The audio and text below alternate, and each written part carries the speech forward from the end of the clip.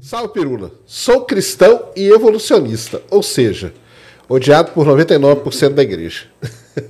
Te admiro demais. Vendo seus vídeos da dispersão dos hominídeos, por que você acha que mesmo com tanta evidência genética e fóssil, a teoria evolutiva ainda tem tanta resistência? Isso é só no Brasil? Não, o Sérgio sabe também. Não é só no Brasil, não. Isso daí tem em vários lugares, né? Os Estados Unidos é pior. Né, é a pátria do criacionismo, né, o criacionismo do ponto de vista que a gente chama de criacionismo científico, né, que não existe, né, ou é criacionismo ou é ciência, né, mas enfim, o criacionismo científico cria dos Estados Unidos, né, teve até um inglês e um canadense, mas eles foram para os Estados Unidos, então tipo, é de lá, né? Mas seja como for, a questão no Brasil, ela perpassa esse lance é que assim, quando você está lidando com fé, a coisa muda. Porque a fé, ela prescinde de evidências. Você não precisa de evidências para você ter fé. Né? Você acredita porque você acredita. Né? Tem gente que, se começar a cavar muito fundo, para. A pessoa está lá e fala, eu quero pesquisar isso. Não, não, para. Porque não, tá incomodando, eu não quero parar de acreditar no que eu acredito, então isso daqui está entrando em contradição, eu não quero. Você tem pessoas que explicam isso de outras maneiras, né? Enfim, que conseguem justificar, dizendo, não, esses fósseis, realmente, eles parecem muito antigos, mas Deus colocou lá para testar a fé da gente. Então, né, tipo, não, eles parecem antigos. Não, mas você faz a datação radiotópica, então é antigo, Mas não é antigo. Parece antigo, mas não é. Mas não tão antigo como você diz. É antigo, mas não tão, né? Eles colocam isso daí, mas assim, até você chega e fala assim, não, mas tem 400 milhões de anos. Não, eu entendo, parece que tem. Parece que tem, mas não é. É tipo uma autonegação. A pessoa está tentando fazer, né, para ela mesma, né, talvez. E isso é uma coisa interessante. Agora, quando você coloca isso daí numa religião organizada, aí você passa a ter como é que se fala? Um protocolo. E aí o protocolo isso é mentira. Cientistas não sabem o que estão falando. Né? E é inconciliável. Né? E aí fica numa coisa que entra no troço complicado. Dá muito trabalho, eventualmente, para você explicar a evolução. E é muito menos trabalhoso você ler 3 páginas da Bíblia, porque é literalmente isso. Na verdade, são 2 páginas da Bíblia e acabou. Né, até o fim do dilúvio. Depois acabou. O resto aí é Abraão, essas coisas todas aí já são os patriarcas lá. Então, 2, 3 páginas da Bíblia é muito mais simples, é muito mais fácil, né? Deus criou o céu e a terra, separou as águas de cima e de baixo, fez não sei o quê, depois criou os animais e tal. É uma coisa muito mais simples. Quando você começa a estudar e você vê que tudo aquilo lá é impossível, e é impossível mesmo, do ponto de vista factual, né? O Gênesis bíblico, do jeito que está escrito, é impossível. Um dilúvio mundial que cobriu a terra toda é impossível. Impossível com relação a todas as leis da física que a gente tem, a tudo que se estabelece. É impossível. É porque também o mundo para eles era uma regiãozinha ali, né? É porque a Bíblia tem aquele negócio de ser tudo figurado, né? Exato. Tem que levar isso, né? Era tudo figurado, e mesmo que não fosse, era aquela região ali. Pode ter rolado um dilúvio ali. E aquilo ali para eles era o mundo. Né? Você colocar isso daí dentro de uma coisa... Né? O pessoal fala, não é possível que tenha havido dilúvio. Não só é possível, como houve. Houve milhões de dilúvios ao longo da história do planeta. Eu garanto que nenhum deles cobriu o mundo todo. Exato. Eu garanto que nenhum deles cobriu o mundo todo, porque é impossível. Nós não teríamos planeta se o mundo todo tivesse sido coberto de água, porque a gente está falando de uma pressão hídrica gigantesca em cima dos continentes. E para onde vai esta água? Né? A Bíblia fala de 40 dias do planeta esvaziando. Mas nem você abrindo uns ralos do tamanho do Acre, você consegue escoar uma quantidade de água que cobre o planeta inteiro fora dos oceanos. Na verdade, se você fosse escoar a água dos oceanos hoje, você teria que abrir uns buracão do tamanho da Islândia e ia demorar, sei lá, anos. Não é uma coisa assim. Então, tipo, dá para afirmar categoricamente que o dilúvio bíblico não existiu. Ou o dilúvio bíblico mundial. Talvez tenha ocorrido um dilúvio local que eles tenham colocado no papel, uma coisa assim, em algum momento, né? Séculos depois, quando eles foram compilar isso por escrito. Né? Mas é impossível, do ponto de vista físico, do ponto de vista estrutural, do ponto de vista geológico, do ponto de vista hídrico, é impossível que tenha havido um dilúvio mundial. Exato. Em qualquer momento do planeta. Agora, quando você está falando de uma questão religiosa, Aí, a descoberta, certas coisas, para você começar a tentar questionar, passa por conhecimento. Por exemplo, boa parte dos criacionistas que eu já encontrei tem um conhecimento extremamente fraco sobre biodiversidade. Sobre biodiversidade atual, não fóssil. Você começa a falar sobre a diversidade de lagartos, por exemplo. Você tem, acho que, sei lá, 6 mil espécies de lagarto hoje conhecidas. Não, 6 mil não, 4 mil e poucas, sei lá o quê. Você começa a falar... Não, é 6 mil, acho que é 6 mil e... Puta... 7 mil, não lembro agora. Lagartos e serpentes são 11 mil espécies, somados os dois. A serpente é um tipo de lagarto, né? É um tipo de lagarto que perdeu as pernas. Então, acho que de serpentes são 3 mil. Então, umas 8 mil espécies de lagartos você tem vivas hoje. Eles falam que não é possível. Não é que não falam que não é possível, não conhece. Entendi. Eles não conhecem. Você chega para as pessoas... Alguns conhecem, não estou falando que todos são ignorantes, mas a maioria dos criacionistas com quem eu já conversei não tem noção disso. E aí você fala, você sabia que tem lagarto que é assim, que é assado, tem iguana que é marinha, tem iguana que é arborícola. Cada uma dessas famílias tem lagarto que não tem perna. Lagarto que não tem perna, né? Não só as serpentes. Você tem outros, né, que perderam. Tem uns que parecem umas minhocas, que são as anfisbenas. Isso aqui é um lagarto. Não, isso aqui é uma minhoca. Não é. Quer ver? Olha a anatomia. Aí você vai lá, anatomia comparada. 90% do começo lá da era vitoriana, quando o pessoal estava estudando evolução, era anatomia comparada. Você não tinha genética.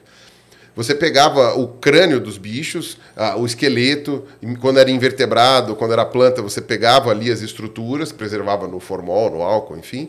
E você ficava estudando que fazia conhece, né? comparações. O Museu de Anatomia Comparada de Harvard, por exemplo, ele é famosíssimo por isso. É o nome dele. Né? A anatomia comparada é uma coisa fundamental para você entender a evolução. Porque hoje você vê aquelas figurinhas do braço, né? O braço do morcego, o braço do passarinho, o braço do não sei o quê, e o criacionista olha e fala, mas bela porcaria, isso daí. Só que isso é uma comparação superficial para você explicar na sala de aula.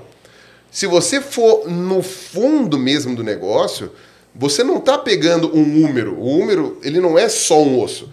Ele é um osso com centenas de estruturas diferentes, tanto macroscópicas quanto microscópicas. E você não tem só, por exemplo, sei lá, que a crista deltopeitoral, em que você inclui aqui a coisa, você não tem só a cabeça do húmero, onde ela encaixa, você não tem só aqui embaixo tal, a una, você não tem só o olécrano que passa aqui para trás tal, você não tem só essas estruturas, você também tem, por exemplo, padrão de ossificação, que você vê na embriologia, padrão de crescimento. Isso daí tudo você consegue ver nos seres vivos de hoje, você vê quais são parecidos e quais não são. Então, a anatomia comparada é um negócio que você tem que estudar, demora para estudar. Depende de você conhecer a biodiversidade atual.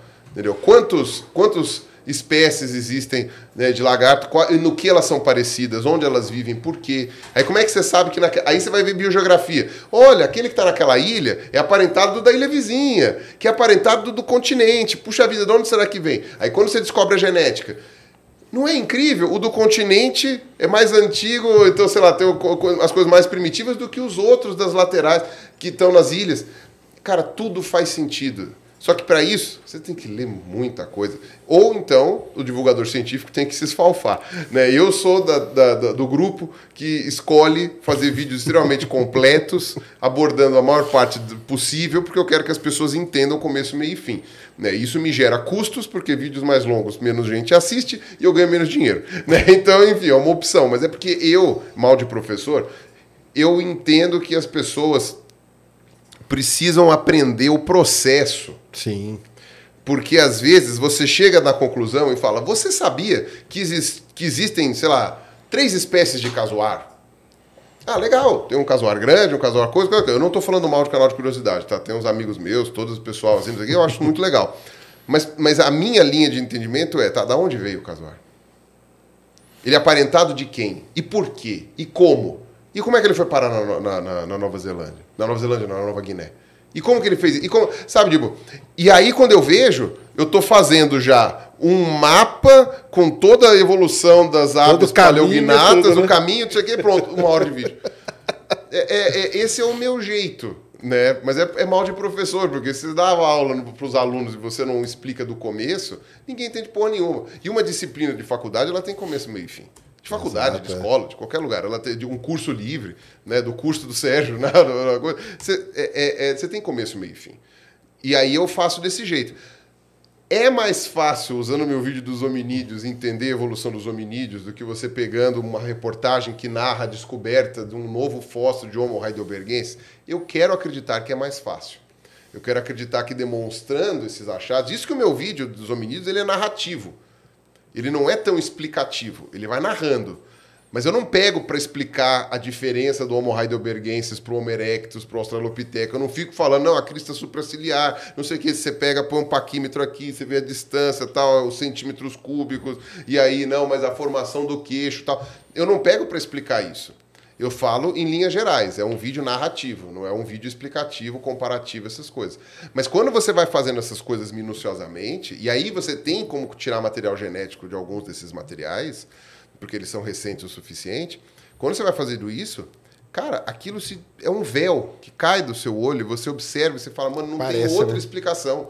Aí é o Teodósio Dobzhansky, que por um acaso era cristão ortodoxo.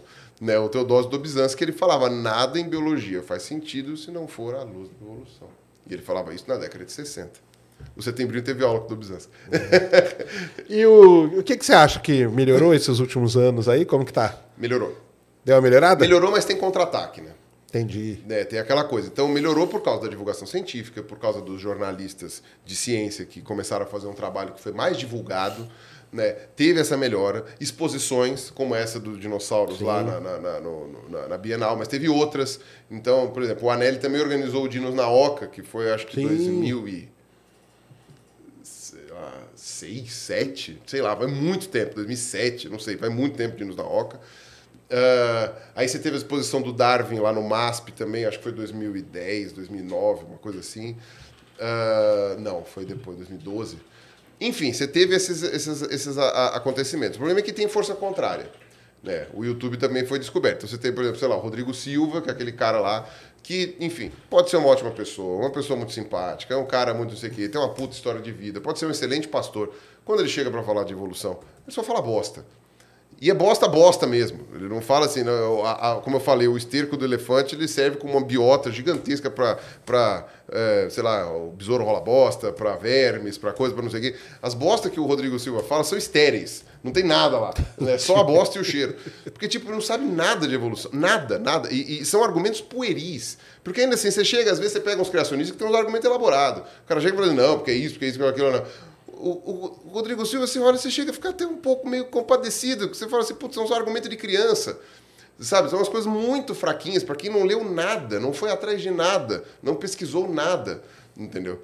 Então, nesse ponto, você tem uns criacionistas mais elaborados. Entendi. Né? Mas, geralmente, não são adventistas, né? O Rodrigo Silva, ele é adventista, então, eventualmente, você tem... Depende da vertente da igreja, né? Você tem isso daí. Vai procurar essa linha, né? Agora, isso falando de criacionismo cristão, né? Se você for, por exemplo, para o Islã, aí é outro tipo de coisa. Né? Aí você tem os muçulmanos, que são criacionistas literais também, do Corão, que é muito parecido, né? São livros inspirados uns nos outros ali, né? Então não é muito diferente do Velho Testamento. E você tem os criacionistas muçulmanos, que eles aceitam a evolução até chegar no ser humano. Chegou no ser humano, blasfêmia. Entendi. Né? Então, tipo, não, evolução de dinossauro virou ave? Não, ave é dinossauro? Tá ótimo. Não, os crocodilos andavam na terra. Não tem problema. Extinção permutriásica, a gente aceita. Não, e aí quando chega em primata e o ser humano vai pra... Aí não, né? Allahu Akbar. Eu falo, tá bom, então beleza, isso aqui não entra. Então você tem essa realidade em outros locais também, né? Mas, enfim, então o Brasil, o Brasil estava melhorando. Agora eu não sei as últimas pesquisas para saber se ele se manteve melhorando ou se agora esse contra-ataque, né, de grupos, de igrejas, tal, não sei o que, está piorando a compreensão da evolução. Mas eu estou aqui fazendo o meu trabalho. Vou tentando. A função é o quê? Espalha a palavra. Pega meus vídeos de evolução e passa para as pessoas que você conhece da igreja e tenta fazer elas assistirem até o final. E fala, pega argumento para refutar. Né? Então é aquela coisa, tem 2 vídeos meus que são os básicos que eu costumo falar, que aí é o vídeo de cladística, para explicar como a gente estuda evolução, e o vídeo de definição de espécie, porque definição de espécie é um troço muito difícil de trabalhar, e eu consegui resumir ali, né, com a ajuda do professor Vanin, finado professor Vanin, que foi uma perda irreparável, né? E no final das contas, vendo esses 2 vídeos, depois você começa a pegar. O vídeo dos hominídeos talvez seja o último que você tenha que mostrar, porque as pessoas ficam meio ofendidas quando chega na própria espécie. Mas dos dinossauros, por exemplo, tem 16 vídeos agora, super elaborados e tal. E de outros grupos também que eu já fiz, das baleias e tal. E o das baleias é bom porque ele é um pouco mais curto, é um vídeo só. E aí, quando você chega em ser humano, é interessante porque os criacionistas que assistem meus vídeos, meu vídeo dos seres humanos, lá dos hominídeos, é louco porque a partir de determinado ponto, até metade do segundo vídeo, né? Tem o primeiro vídeo eles vão amassar e jogar no lixo. O segundo vídeo, até a metade, a primeira metade, eles provavelmente vão falar também, isso aí é cientista, tudo inventando. Da metade pra frente, eu chego na parte que os criacionistas acreditam. Eu passo dos 10 mil anos. Entendi. Aí da metade pra frente... Aí chegou na época, né? Mas mesmo assim, eles pegam o meu vídeo inteiro, amassam e jogam fora. Eu falei assim, tá bom, vai. Nem chega até lá. Essa é a questão. Tem que chegar. Claro. Tem que chegar até o fim. Quer refutar? Refuta ponto a ponto. Mas o que você está falando, Pirula, inclusive para o pessoal, quem acaba fazendo isso nem é a pessoa que está lá na igreja, que vai para a missa, que vai para o culto, não. É a pessoa que está lá no canal, no YouTube, que quer ganhar dinheiro dessas pessoas que acreditam em Deus, que vão na igreja e tudo mais, e para poder, porque ele tem que manter aquela pose de ficar batendo em você o tempo todo, falando o Pirula tá errado, o Pirula isso e aquilo.